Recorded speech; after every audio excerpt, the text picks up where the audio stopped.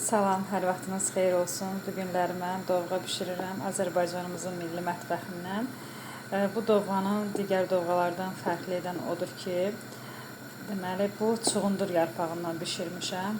Adətən dovğaya ispanaq əlavə eləyirlər, amma mən bu dəfə ispanaq bazarda görmədim. Ona görə dedilər çuğundur yarpağından da çox yaxşı olur. Ona görə də çuğundur yarpağı aldıq.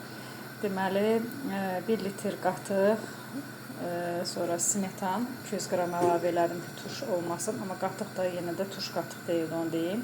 1 yumurta, 1 xörək qaşığı un, düyünü də yumru düyünü suda islatdım. Sonra isə hardasa bir 7-8 dəqiqə vamxodda qoydum ki, bişsin əlavə qabda, qazanda.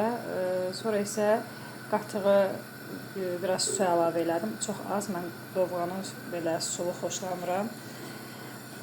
Smetan, yumurta və unu əlavə elədik, qarışdırdıq. Qatıq tam açılmalıdır taxta qaşıqla.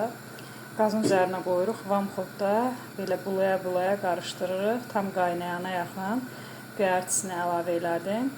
Sonda da zövqə görə, əlbəttə ki, kim istəyərsə noxud əlavə eləyə bilər. Deməli, bir dəstə çöl keşnişi, bir dəstə çuğundur yarpağı, pazı yarpağı da deyirlər, bir dəstə şüyüb, bir dəstə nanə, keşniş və bir dəstə də cəfər əlavə elədim. Cəfər də zövqə görədir, amma Gəncə dovğasında əlavə edirlər və dadlı olur. Mən də ona görə çox belə hər dəfə istifadə edəndə cəfəri mütləq əlavə eləyirəm. Sonda da zövqə görə bir diş sarımsaq, yəni istəyən əlavə eləyə bilər, istəyən də əlavə etməyə bilər. O zövq məsələsidir. Belə buluyuruq, tam qaynayana yaxın isə altını söndürürük. Söndürəndən sonrası arada gedib gəlib yenə də belə taxta qaşıqla bulamaq lazımdır. Duzu isə mən ən sonda əlavə eləyirəm ki, çürüməyə falan təsir eləməsin.